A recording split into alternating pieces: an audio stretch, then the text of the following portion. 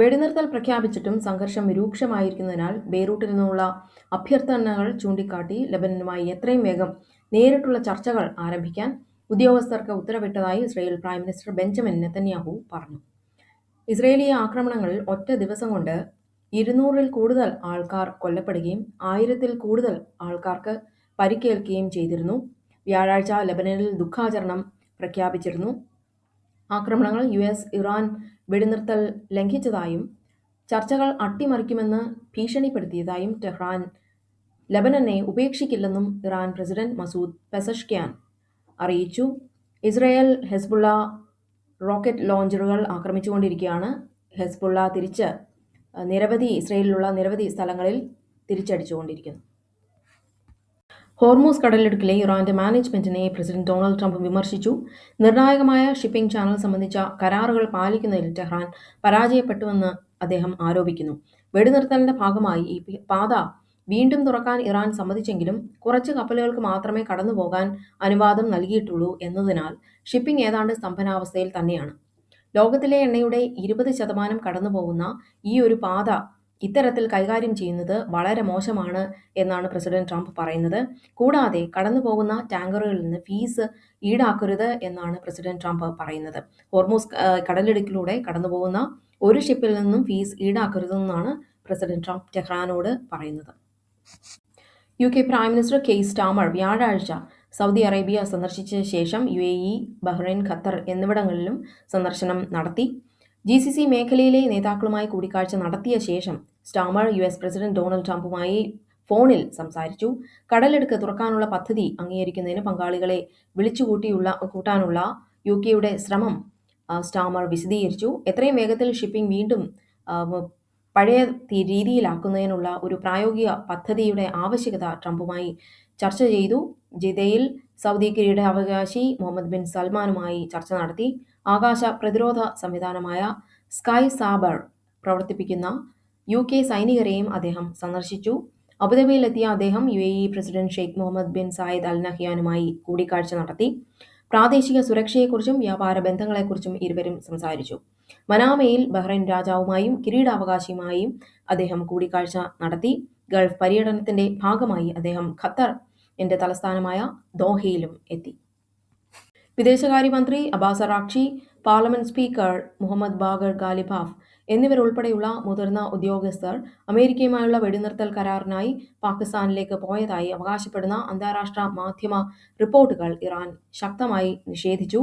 അറാഖ്ചിയോ ഗാലിബാഫോ രാജ്യം വിട്ടിട്ടില്ലെന്നും പ്രാദേശിക സംഭവ വികാസങ്ങൾക്കിടയിൽ ദേശീയ കടമകൾ സജീവമായി നിർവഹിക്കുന്നുണ്ടെന്നും അവർ ടെഹ്റാനിൽ തന്നെ ഉണ്ടെന്നും ആണ് പ്രസ് TV പറയുന്നത്. നേറ്റോ നേതൃത്വവുമായുള്ള കൂടിക്കാഴ്ചകളെ തുടർന്ന് യൂറോപ്പിൽ നിന്ന് ചില US സൈനികരെ പിൻവലിക്കാൻ പ്രസിഡന്റ് ഡൊണാൾഡ് ട്രംപ് ആലോചിക്കുന്നതായി റിപ്പോർട്ടുകൾ സൂചിപ്പിക്കുന്നു.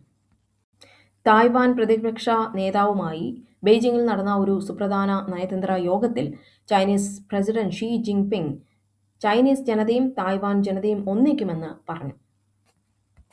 സ്ട്രെയ്റ്റ് ഓഫ് ഹോർമുസിൽ പ്രശ്നങ്ങളുണ്ടായതിനെ തുടർന്ന് സൗദി അറേബ്യയ്ക്ക് ഒരു ഓൾട്ടർനേറ്റ് റൂട്ട് ഉണ്ടായിരുന്നു. റെഡ് സീയിലേക്ക് ഡയറക്റ്റായിട്ട് ഓയിൽ എത്തിക്കാനുള്ള ഒരു പൈപ്പ് ലൈൻ ഉണ്ടായിരുന്നു.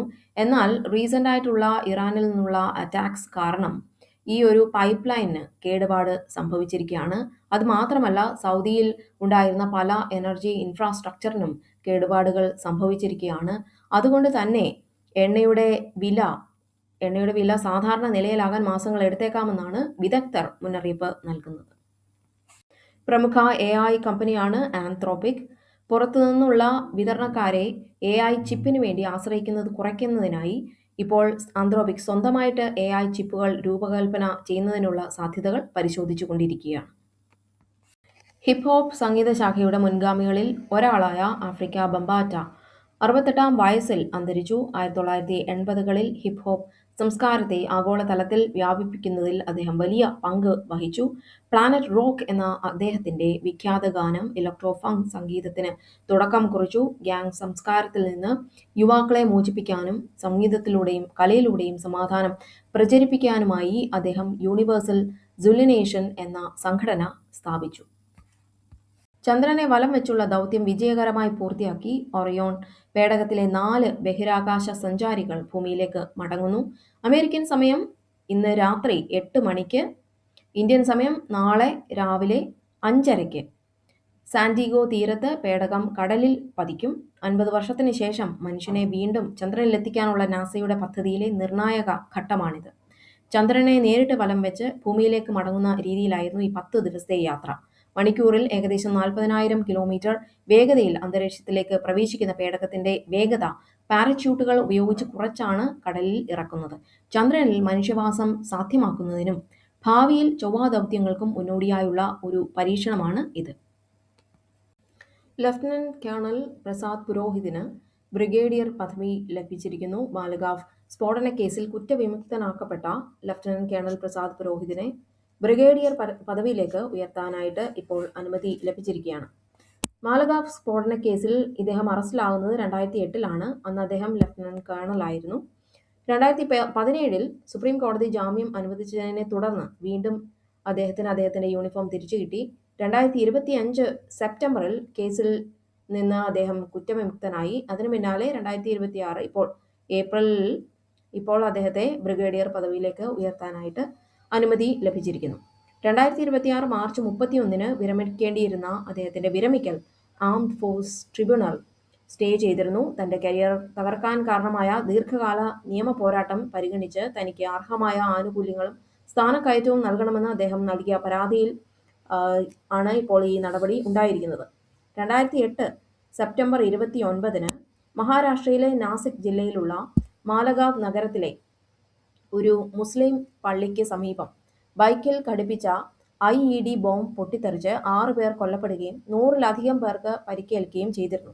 ഈ കേസ് ഇന്ത്യൻ രാഷ്ട്രീയത്തിലും സുരക്ഷാ ഏജൻസികൾക്കിടയിലും വലിയ ചർച്ചകൾക്ക് വഴിവെച്ചിരുന്നു.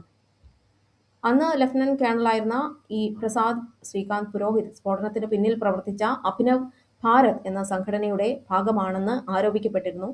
സ്ഫോടന വസ്തുക്കൾ എത്തിച്ചതും ഗൂഢാലോചന നടത്തിയതും ഇദ്ദേഹമാണെന്നായിരുന്നു NIA കണ്ടെത്തൽ.